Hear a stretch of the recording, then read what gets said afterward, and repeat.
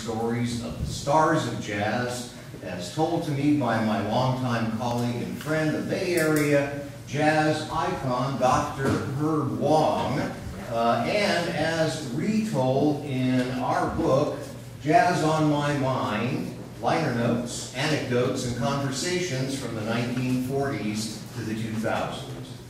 Before I share some of Herb Wong's stories, I want to share some of Herb Wong. And let me tell you that I am very excited to be doing that tonight, especially in this particular place, because where we are tonight is not far from where Herb Wong and a fellow named Phil Hardiman, Herb's friend and colleague, in whose hall we are sitting right now. Phil and Herb, these two jazz fans and teachers, invented what we now call jazz education in Washington Elementary School, not half a mile from where we are right now. And they had a little help from another gentleman of jazz by the name of Duke Ellington. In the late 1960s, while working on developing a curriculum for Berkeley School's primary classes, I happened to play an Ellington tune to a group of elementary school kids, asking them to write down and draw their thoughts as they listened to the music. When I read their reactions, my reaction was to read their writings to Duke. The next time he called, Duke called frequently, often at 3 or 4 in the morning while he was up all night composing. I was ready with my students' essays by the bed.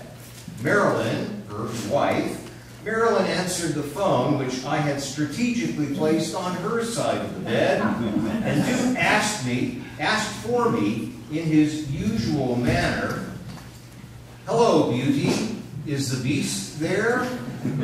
Marilyn handed me the phone, and I said, "Edward, I've been checking out your music, and I have found a void in your repertoire. Let me read you something." I read a couple of the letters to him. "When I hear Duke's music, I have this deep down brown feeling in my tummy," said one of the letters. "When I hear Duke's music, it's like a giant valentine floating up in the sky," said another. Duke listened for a moment and then said, "Who are these people? Who are these authors, these poets?" "These are first graders," I said, "and this is what's missing, Edward. You have gained inspiration from all kinds of people, from all walks of life, but you have never drawn inspiration from young children." There followed the longest pause I have ever experienced in a phone conversation with Duke. Finally, he said, "Herb, I think you have found a hole in my thing, and I would appreciate your help in filling that hole up as soon as possible." And so, I created an entire curriculum for primary school students based on Take the A Train, Ellington's classic rendition of Billy Strayhorn's legendary composition, with every grade interpreting the music within their natural learning curve. The kids in kindergarten pretended to be trains. First graders used wooden blocks to build trains. Second graders created a huge mural of the A train. Third graders researched stories of trains. Fourth graders rode the train in a nearby park. And fifth graders explored the history of local trains. And sixth graders, they explored the science of trains by building their own steam engines. The culmination of this unique curriculum was a concert I arranged and produced to benefit the district, starring the Duke Ellington Orchestra. It packed the Berkeley Community Theater to the rafters, with kids, parents, teachers, and administrators all cheering their newfound hero, Edward Kennedy Duke Ellington. Just imagine, in a time when jazz in the schools was unheard of, we created an entire school curriculum based on a classic jazz tune.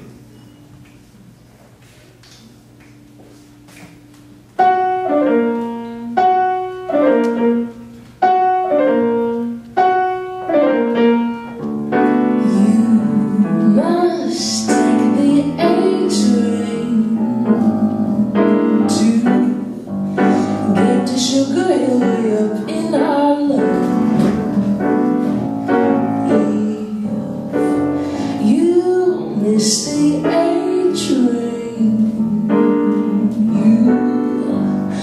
It's the quickest way to get to Harlem. Hurry, get on now, it's coming.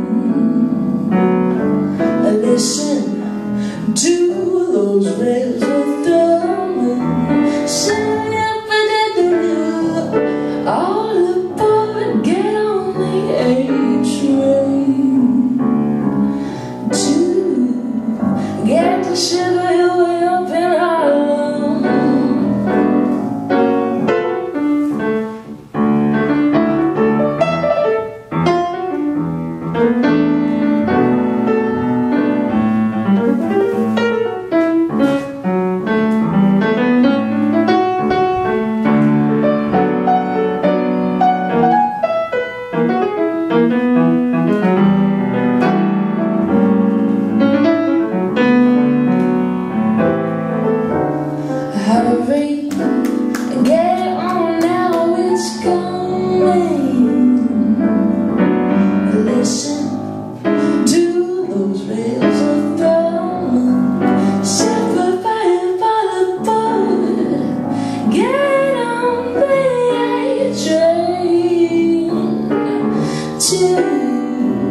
Get to shiver your way up in Harlem.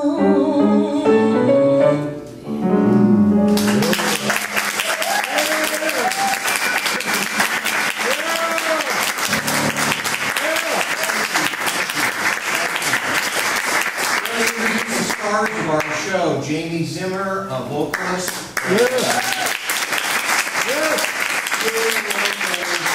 Our pianist tonight. A little bit later, but first let me tell you a little bit about the life of Herb Wong and share some of his earliest stories with you. A life which began in Oakland, California in 1926, where Herb was born. Check out the car in the background, by the way. And is that a nanny in the foreground or what? Herb was a fourth-generation American. He was born to parents who provided a comfortable life built on various business interests, including what Herb described to me as Chinese gaming casinos, a business that was doing so well it necessitated a move to Stockton to oversee an expansion of the business. And so, when Herb was 10 years old, he and his family, now including his brother Elwood, moved to Stockton in 1936, and that's where jazz discovered Herb Wong, and Herb Wong discovered jazz in a most unusual and unexpected way. Shortly after our family moved from Oakland, California, 75 miles south to Stockton, a package arrived on our doorstep. It was a heavy box, about 14 inches square, addressed to the previous owners of our new digs. Being typical young boys of 9 and 11, my brother Elwood and I did what any young boys our age would do in this instance. With no return address visible on the box, I turned to Woody and I said, "Let's break open the box and see what's inside." Woody, being my younger brother, readily complied. So we tore at the wrapping, cracked open the cardboard, and discovered inside the rest of my life. Record after record, big band after big band, jazz royalty after jazz royalty. Duke Ellington, Count Basie, the King of Swing, Benny Goodman. The list of big band 78s and jazz luminaries flowed on and on from that no longer mysterious and now musical box. Both Woody and I had been classically trained on piano. But I knew when we opened that box that this was the music for me. This is where the real music is, I said to my brother. This is my music. Well, at the age of 12, with his parents' permission, Herb traveled by train from Stockton to the Bay Area to visit jazz clubs at the age of 12. He would hang out, and I do mean out, he was way underage and too young to get in, so he would hang outside jazz clubs and thereby meet the music and meet the artists. On one of my visits to the city, a poster caught my eye, Herb wrote. Lester Young was going to be playing with Billie Holiday at Hamburger Gus's in Oakland. And I thought, are you kidding me? Prez and Lady Day at Hamburger Gus's, I could not and would not miss it. On the day of the show, I brought a box from my grandmother's house, which was about 7 blocks away from the club. When I got to Hamburger Gus's, I put the box on the curb outside the club, and I stood on the box, peering over the top of the club's swinging doors, so that I could see Lady Day and Prez performing. I could just about make out the tops of their heads. At the end of the first set, Lester Young came outside with a chick on each of his arms. He sees me, recognizes me from my being at so many of his previous gigs, and he says, "What, you're here too?" And I said, "Do you think I would miss you and Lady Day?" And then Prez dropped the 2 ladies from his grasp and put his arm around my shoulder, and he said, "You come with me." He proceeded to take me inside the club, where he grabbed a stool and put it in front of stage left. Then he lifted me up, put me on top of the stool, and he said, "Here, sit here and dig it." That was the first time I ever saw Lady Day perform.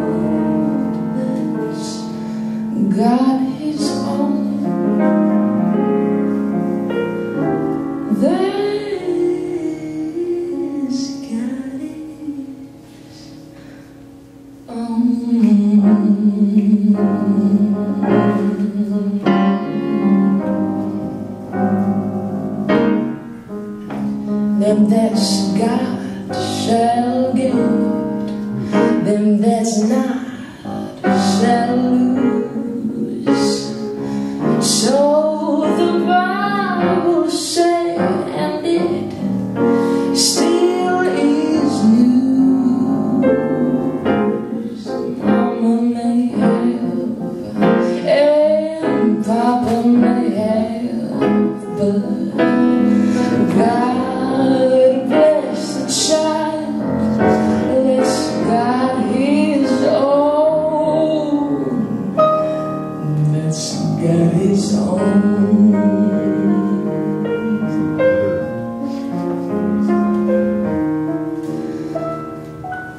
Rich relations give crust of bread and such.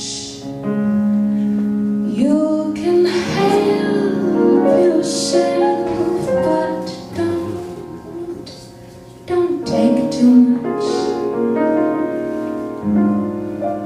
'Cause Mama, she may have, and Papa, he may have, but God bless the child that's got his own. Oh, got his own.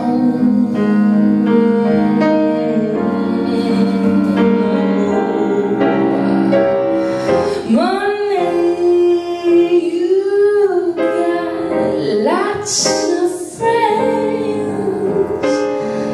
crowding around your door.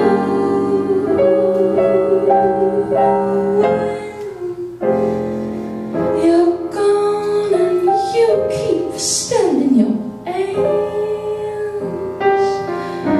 they don't come.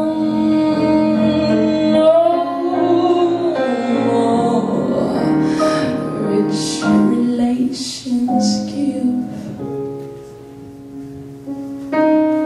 Christ of princess. You can help yourself, but don't take too much, 'cause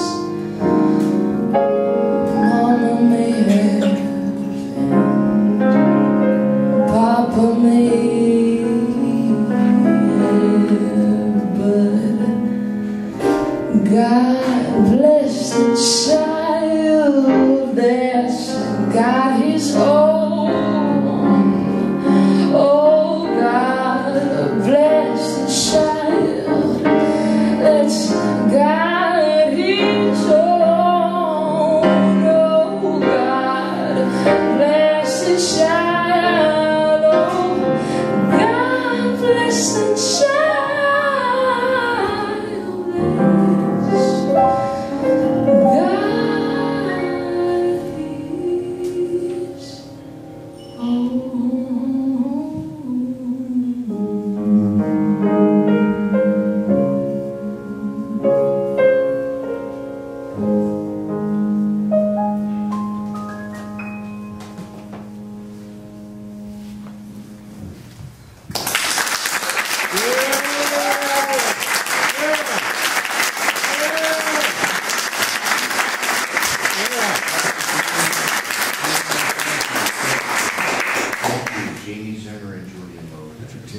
Well, Herb's professional life in jazz began at an early age when he offered to write reviews for jazz albums for his church's newsletter. It was a trade Herb negotiated with the minister to play piano at Sunday school in exchange for the back page of that newsletter to run his reviews of jazz records. Both the minister and Herb thought they got the better of the deal.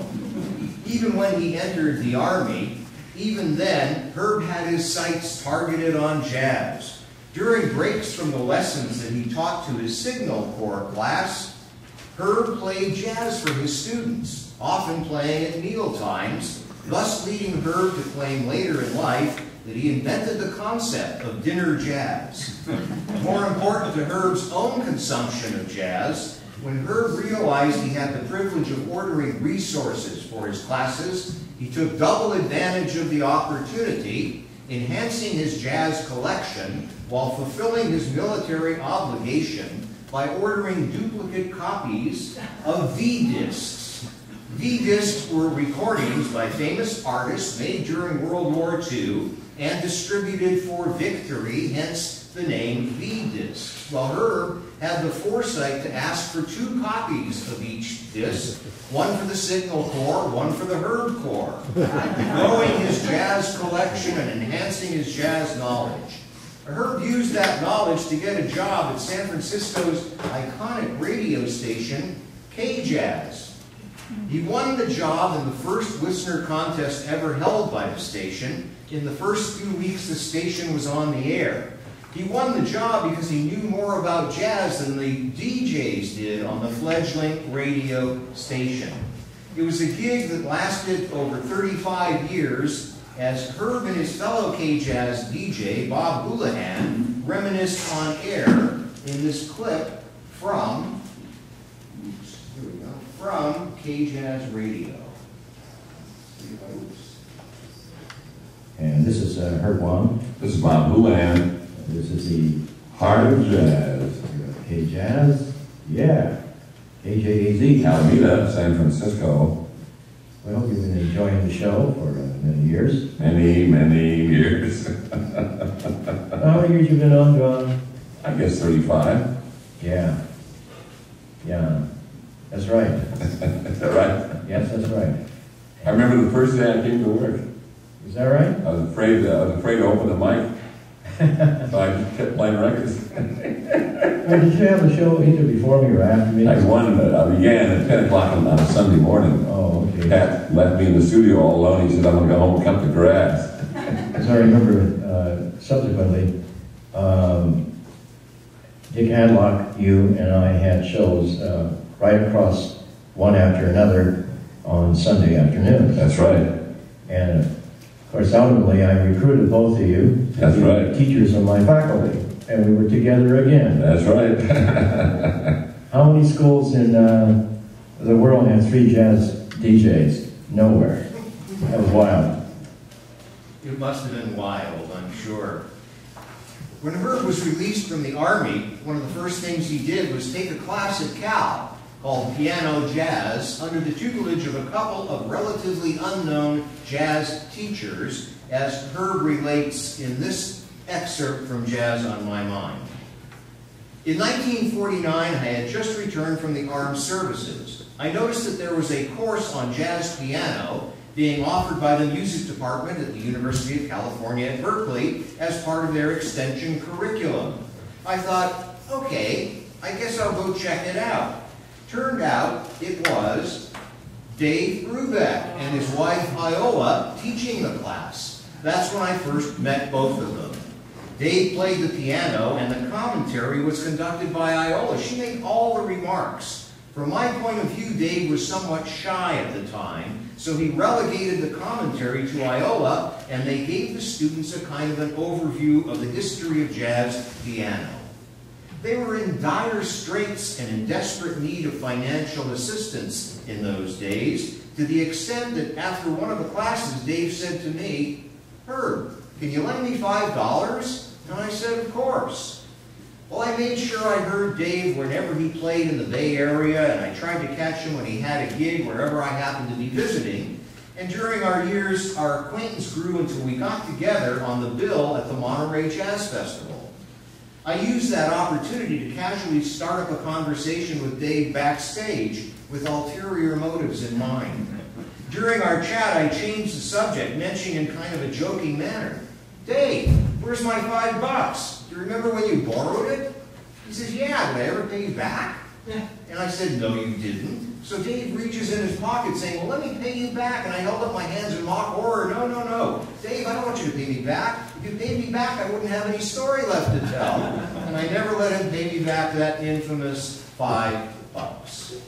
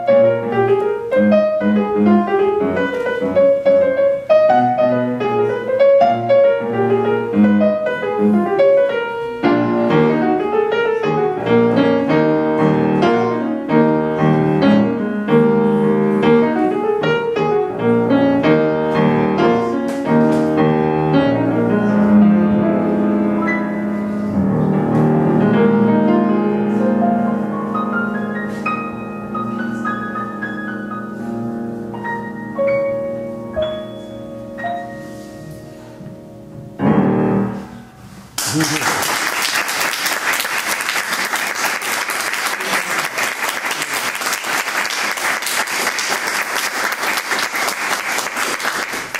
with you my own Dave Brubeck story from my 30 years with the Monterey Jazz Festival. Dave played the festival many of those years, and by the way, I want to thank the Monterey Jazz Festival for allowing me to go through their PR photos from probably 60 years they have PR photos from. And every year when Dave appeared at the festival, as I wandered around the festival grounds checking on sponsors and making sure the media people were happy, people would inevitably call out to me from across the fairgrounds, "Dave, great set! Dave, love the show!" And I, of course, would humbly acknowledge their accolades with a wave of my hand. And I suspect this happened because from a distance and maybe through an alcoholic fog, and by the way, neither fog nor alcohol was unusual at the Monterey Jazz Festival, I did bear somewhat of a resemblance to Dave. That's Dave on the right, by the way, and me on the left. And one year when I was walking the grounds, one especially inebriated fan walked up to me and looked me in the face, and kind of squinting a little. He says, Dave, you look so young." And we both went on our merry way on the midway, satisfied with our chance encounter. Many of Herb's stories are from the Monterey Jazz Festival, every one of which he covered from the very first festival in 1958 to the last he could physically attend in 2013. And by the way, tickets are now on sale for the 60th annual Monterey Jazz Festival at montereyjazzfestival.org. And I mention that because for those of you who do not know, the California Jazz Conservatory has now partnered with the Monterey Jazz Festival. And this past year, and for the next 2 years or 3 years, we're going to be sponsoring their opening concert on Friday night for the Next Generation Jazz Festival. So we're real happy to be partnering with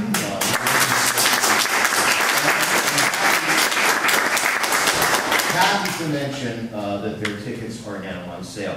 Not all of Herb's stories were amusing. Some were very poignant, as was this story from Herb about the last Monterey Jazz Festival appearance by Billie Holiday before she passed away. The last time I saw Billie Holiday in concert was the first ever Monterey Jazz Festival in 1958. To our everlasting good fortune, 2 engineers from Ampex Corporation, the pioneering recording company, had some new equipment in hand that year, and they decided to test it in the outdoor arena at the inaugural Monterey Fest. At Monterey, Billie was backed by the same rhythm section she had at the Black Hawk in San Francisco. Dick Burke on drums, Eddie Kahn on bass, Mal Waldron on piano, and she had 3 special guests that night, Buddy DeFranco, Benny Carter, and Jerry Mulligan. When Billie came out from behind the curtain and advanced towards the festival stage, she experienced some serious problems with her stability. So Billie had to be assisted by Buddy and Jerry to make sure she was cool on stage. It didn't seem to bother her, just as the roar of an overhead airplane landing at the nearby Monterey Airport didn't appear to faze her at all. In spite of the distractions, Lady Day went straight ahead with her set. It was a short set, as it turned out. It was a privilege to see her in one of the last performances of her life. Billie Holiday was mesmerizing. Everybody looked at her as a vocal symbol of what they would have liked to have achieved. To a person, they said, "I wish I could sing like Billie," but nobody could. Nobody could sing like Billie Holiday. Some of Herb's stories went beyond poignant. Some were downright sad, as was this story from Herb about the last time he and Marilyn died with their good friend, Shelley Mann. For a great many years, Shelley was the house drummer for the Monterey Jazz Festival. In 1984, when Marilyn and I were visiting him at the festival, he had a long break coming up between performances, so we all decided to eat, and we went across the street for dinner at a Chinese restaurant, Chef Lee's Mandarin House, which, by the way, is still there, and they have a branch in Salinas in case you get hungry after the show. Several months before that, Shelley had suffered a heart attack while playing golf. But during dinner, Shelley kept adding soy sauce to whatever food he had on his plate. I said to him, Shelley, you know it's not healthy for you to have all that soy sauce after your heart attack. And Shelley paused, pouring still more sauce on his entree, telling me, I have no problems, Herb. All I have to do to control my blood pressure is to think real hard and positive, and it will come down. I couldn't believe what he was saying. I said, come on, Shelley, I said. It's not a magic thing, you know. And Shelley says, no, really, if you were to take my blood pressure right now, and I'm thinking real hard, it's going to be low, it will be low. 3 days after that, I had to fly to New York for a Jazz Times convention, and when I got there, I got a call from Maryland. I know you don't want to hear this, Herb, but Shelley Mann just passed away. Sad story. Well, on a lighter note, on a somewhat lighter note, one of my favorite stories in Jazz on My Mind happened in Monterey with one of my favorite singers, the Velvet Fog, Mel Torme, whose writer, by the way, said in his contract that he would cancel the show if I had referred to him as the Velvet Fog in my PR efforts. How tempting was that? Here's Herb on what happened in Monterey, backstage with the Velvet Fog, Mel Torme. I vividly recall an occasion involving Mel Torme at the Monterey Jazz Festival. One year, when he was one of the festival's featured artists, Mel went out on stage for his performance. He looked at the audience. He looked left, he looked right, and then all of a sudden, Mel stormed off the stage, obviously pissed off at something he had seen. What Mel had noticed were 2 video cameras off to the side of the festival's main stage. In his eye, a violation of his contract. Well, I was backstage at the time, and as I watched, my jaw dropping, Mel walked up to festival manager Jimmy Lyons and shouted, "What the hell are those things doing up there? I gave no permission, no release, nothing." And then Mel said, "I'm not going back on stage until I get my $15,000 in cash." And it shows you how much talent was getting those days. My jaw dropped even more. And Jimmy went out of his bird. He started running around, collecting as much cash as he could find from every place and from every person he could conceivably find it, until he came up with a 15 grand. A little later, I walked down to one of the green rooms located beneath the festival's main stage. There was Mel Torme sitting on a cot, counting the cash. I mean $10 bills, $5 bills, $20 bills. This was $15,000 in cash. I said, "Mel, would you like some help? I mean, this is a hell of a chore. It's going to take you forever." Mel continued counting. "No thanks," he said. "I've got to do this myself." And so he did, counting every last dollar before he would return to the stage and get on with the performance. After hearing that, all I can imagine, Mel was saving up for a road trip.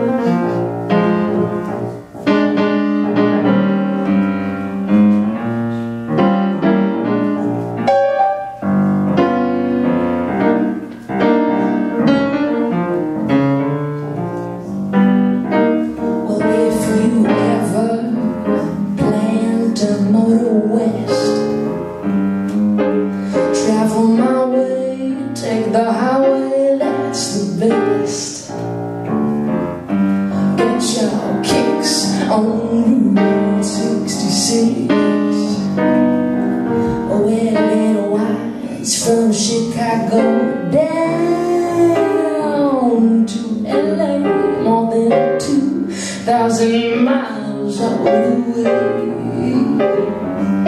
Get child kicks on Route 66. Now you go through St. Louis, Joplin, Missouri, and Oklahoma City looks mighty pretty. See Amarillo, Gallup, New Mexico, Flags of Arizona, don't forget Winona, King of Pasto, San Bernardino. Won't you get into this?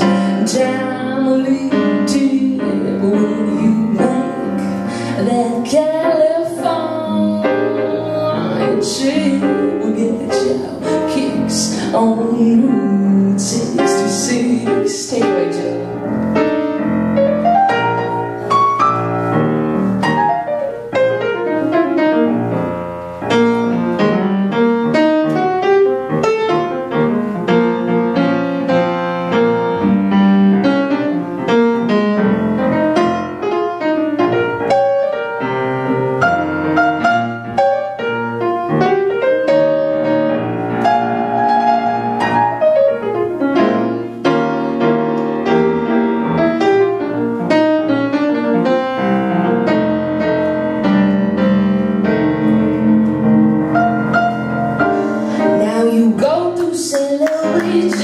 Missouri, and I'm down the Steelers, mighty brave. See Amarillo, Gallup, New Mexico, Flags of Arizona, don't forget Winona, Kingdom and Bastos and Bernardino. Won't you get after this timely tip when you make that California?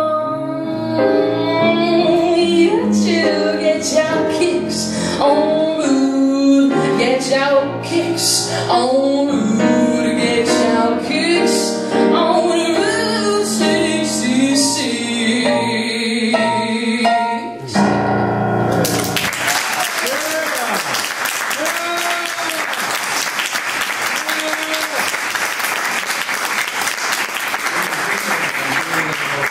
Thank you so much. Well, if you're getting the impression that Herb knew a lot of jazz artists, you would be correct. You might be asking, how did Herb know all those jazz greats so intimately with all those great stories? Well, with 7 decades in jazz, many of those years as a producer for Black Hawk and Palo Alto Records, his own labels, he was producing an enviable catalog of some of the very great performers in jazz, and he was also a producer of concerts locally and throughout the Bay Area, and he not only through all of these efforts enhanced his encyclopedic knowledge of jazz and continued his enduring love for jazz, he combined that with the fact that Herb was truly one great guy. So it's no wonder that he knew all the greats, and that's how Herb was able to gather not only all the material, but all the CDs and records. This is, by the way, what the family called the record room. I walked into it, and I called it the bunker. And this was a converted 2-car garage. And when you walked into the bunker, if you looked to the right and ahead, you were surrounded by tens of thousands of records and CDs and articles and books about jazz. And I'll tell you in a moment what happened if you look to the left. Let's take a look at some of the artists Herb knew so well. Now, since we're in an academic institution tonight, I thought it would be appropriate at this time to have a pop quiz, but because this is a jazz presentation, I thought it would be more appropriate to have a pops quiz. He thought it was funny.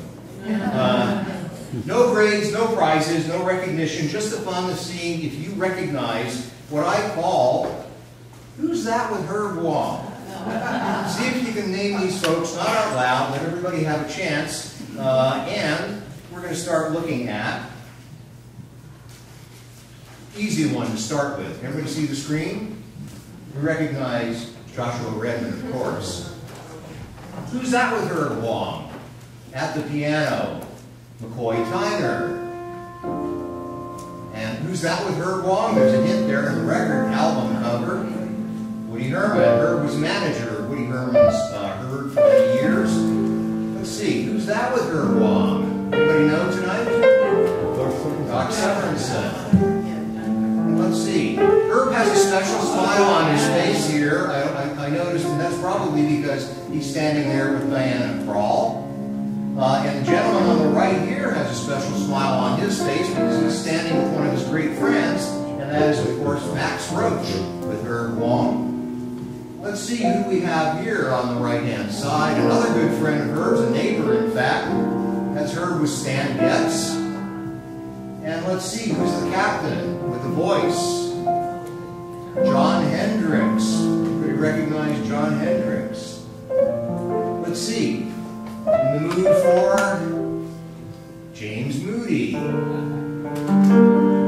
This is a favorite shot. This is Herb signing an artist to one of his record labels. Recognize Richie Cole. And by the way, Herb and Richie aged well together. Let's see, dapper dressing gentleman. Herb was a sartorial splendor. Gentleman on the right, Louis Gulson. Do you recognize Louis Gulson? Gotta recognize this guy. This makes, I think Herb looked like a sidekick or something here. And of course, is the former mayor of Carmel and other things in Eastwood. And let's see, well, what list of artists would be complete without Dizzy Gillespie? And now, I want to repeat this shot because I think this is an outstanding photograph. There's so much going on in this. And then, of course, is Herb with Duke Ellington, and that is at Washington Elementary School. And then, two geniuses, you know, the one on the right, the one on the left, Tom Harrell. And who's that with Herb? Wong? The gentleman, if you notice on his left hand, he has a wristwatch. He had a penchant for wristwatches. That's Herb with Oscar Peterson. And this is my favorite photo of all time. This photo is labeled in the file, a dad with kid musicians. And of course, these are some kids, some musicians, Julian Lodge on the left, and a very young Taylor Ivesty on the right. So I don't know how many of those we managed to get, but that's a little bit of who's that with Herb Wong. And congratulations if you guessed. And Julian, thank you so much for picking up on the Pops reference for a little wonderful work. Thank you. While most folks knew Herb Wong for jazz, there was a flip side to the life of Herb Wong, not the B side by any means. For as much as jazz was on Herb's mind, science was in his soul. And you'll find the two in fusion throughout the pages of Jazz on My Mind. Oh, not to mention on the left-hand side of the bunker, where if you walked in and looked to the left, you would see tens of thousands of scientific articles, magazines, and books. So Herb was a scientist. He was a scientist by profession, by training, by experience. He was the author of many, many scientific books. And as you see, a number of them happen to deal with his area of specialty, which was ornithology. His degree from Cal was in zoology, with a specialty in ornithology.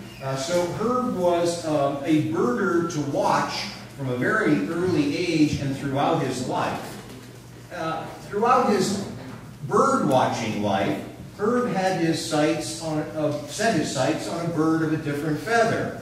And none of what I've shared with you tonight would have happened without the love and the help and the support and the commitment of Herb's wife and longtime companion, and I believe married for 50 years, or nearly 50 years, and they shared a lifetime of jazz. In fact, jazz played an important part in Herb and Marilyn's wedding when Woody Herman, knowing that all the big names in jazz would be attending, self-invited his herd to the reception and turned it into a showcase for him and his herd. And Kenny Burrell played an unforgettable wedding march at the wedding, but unfortunately he forgot the tune. He had to call Herb the night before the wedding to ask, how does that song go?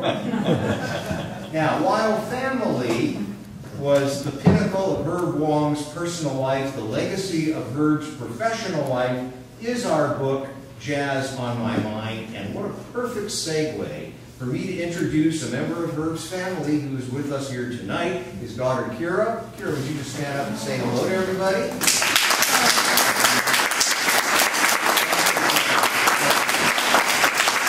I want you to know a special relationship here because Kira, when we were putting together the book, said to me, I want to honor my father.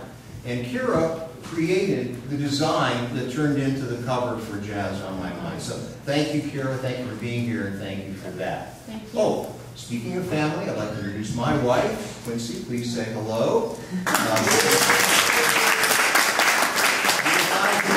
not be here tonight, and a little bit later on, if you're interested, she'll be taking care of books, and I'll be signing books. So thank you, sweetie, for being here. Jazz on My Mind started its life as Herb's life was winding down. The book was born with a phone call from Marilyn to me in December of 2013, asking me to help Herb with his memory. You know, it puzzled me because I'm not known for my mnemonic skills until Herb got on the phone and said, "Paul, not memory, memories, plural." And these were the memories that were to become Jazz on My Mind. We worked together for the next few months. I interviewed him and he shared his stories, and we had our last interview, the last one we needed to have, 2 weeks before Herb passed away on Easter Sunday in 2014. Over the next 2 years, I had the pleasure of listening to those interviews when writing the book, which was published in April of 2016. For those of you who missed my birth announcement, this will give you a look at Jazz on My Mind by the numbers. And speaking of numbers, there are 58 artists in the pages of Jazz on My Mind. Herb had a story about each and every one of these artists. It was incredible. Every time we sat down and talked about an artist, he would say, "Oh, let me tell you a story about so-and-so." Speaking of the stories in Jazz on My Mind, I was really touched when Benny Green read the book and referred to these stories as jazz bedtime stories. So if you read the book, enjoy your bedtime stories.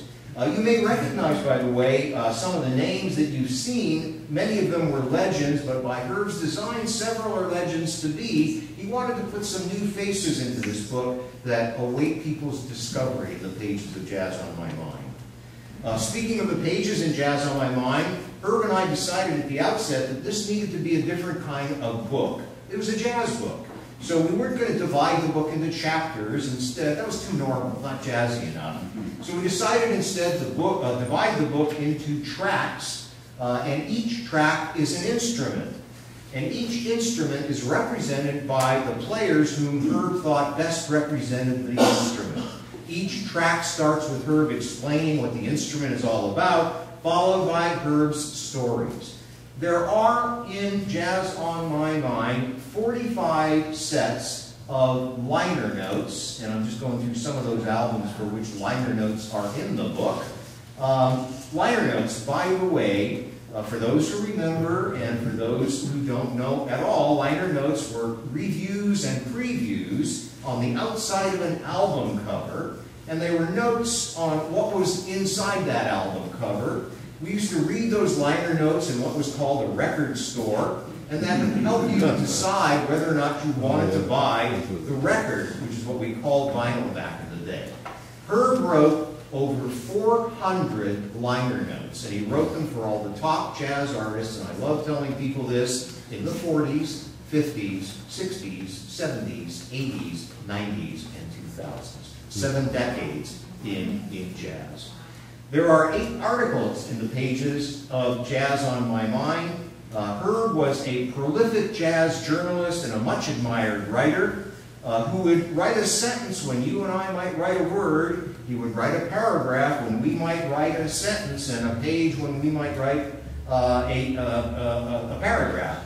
But when Herb wrote, each and every word was so well chosen. Many of them were unknown to me, and I found myself reaching for the dictionary time after time, and time after time I would discover it was a word that Herb made up. So,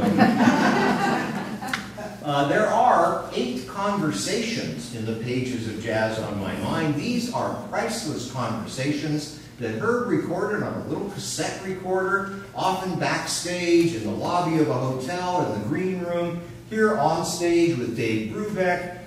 He had 2 conversations at Monterey with Dave Brubeck, as a matter of fact.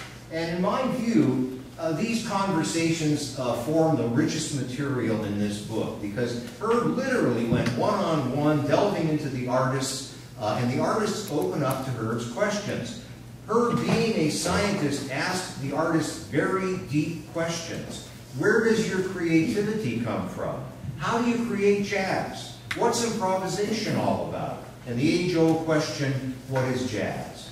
Well, Herb elicits from those artists from-the-heart answers. And they're amazingly illuminating answers that are very thought-provoking and, to me, the most mindful material in Jazz on My Mind. I believe that Herb asked these questions because of his scientific background. I believe that he took a scientific point of view when he looked at jazz, and he meshed his emotional love of jazz with this scientific view. And it's this meshing of emotion and logic that I believe made Herb's point of view and his writing and his contributions to jazz so unique and so valuable.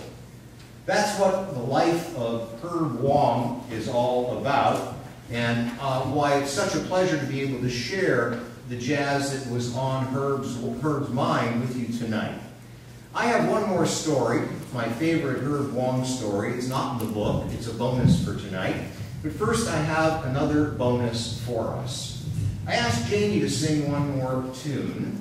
This is something that I heard her sing at the semifinals of Living Jazz Search West a couple of months ago. And I want to pause, though, to tell you that I didn't discover Jamie, but I discovered her talents before she attended the California Jazz Conservatory and before I worked here. Jamie and Julian both performed at a launch for the book in August at Kepler's in Menlo Park. So she will always be to me, Jamie, I knew her when Zimmer. Well, this tune is a really special one. It's called, well, I'll let you figure out what it's called. But I just want to acknowledge the amount of power and strength that has been channeled into me through the great Ella Fitzgerald. And it's her centennial this year, which is just mind-blowing, because I was actually able to sing a song that she recorded, I Thought About You, on her birthday this year at Yoshi's in Oakland. And I was able to win the competition. So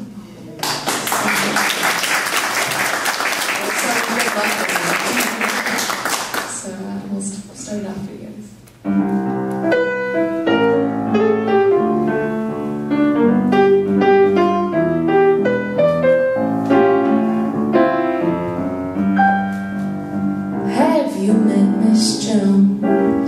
Someone said as we shook hands, she was just old Jones to me. Then I said, old Jones, you're a girl who understands. I'm a man who must be free. And all at once I lost my breath, and all at once was scared to death, and all at once I owned the earth and sky. Well, now I've met Miss Jones, and we'll keep on living till we die, Miss Jones and I.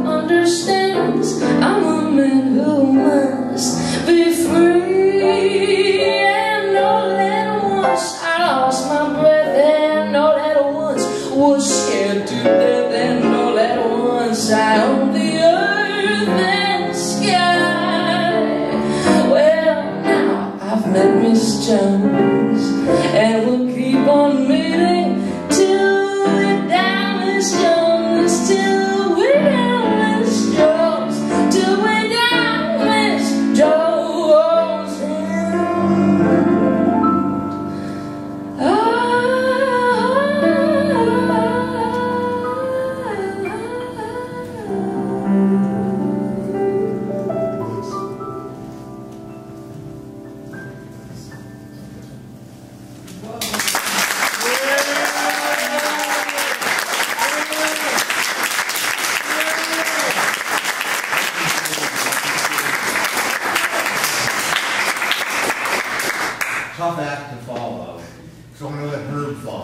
here's my favorite Herb Wong story. This goes back to when I was working at the Monterey Jazz Festival.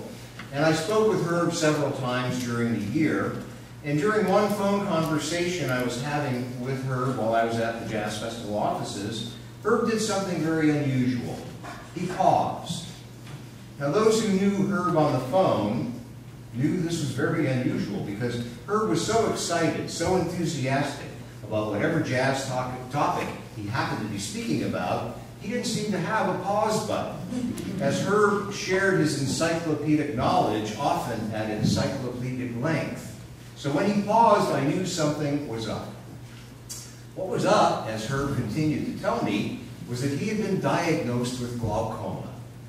Before I could offer a word of sympathy or help, Herb went on to tell me, "Paul, you wouldn't believe how many of my friends are offering me marijuana." This is years before medical marijuana was even thought of, let alone its illegal use. So it was my turn to pause, and after taking a moment to inhale this, I said to Herb, "Herb, who might these friends be who are offering you marijuana?" And without missing a beat, Herb says, "Everybody!" And that kind of sums up what kind of a guy Herb was and where he stood with everybody in jazz. And with that, I want to thank Herb for those memories that I've been able to share with you tonight. I want to thank Susan Mascarella and the California Jazz Conservatory for the opportunity of sharing Herb's stories with you. And finally, thank you, Julian Lopez on keyboard.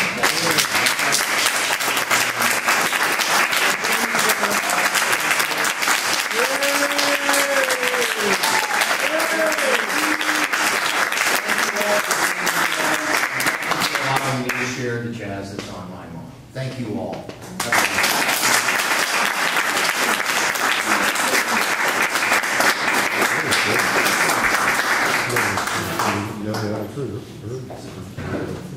Any questions? Thank you, thank you.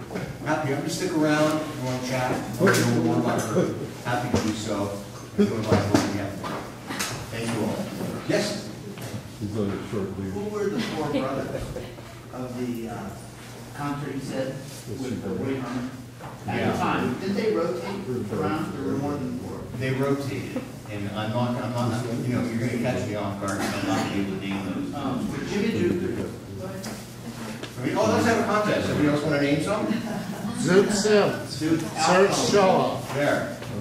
Me in the Bert back. Stewart. All right, thank you. And they did rotate, I know that. They did rotate. Stan Getz. Good. Any other questions? Thank you all very much. I appreciate you being here. Thank you.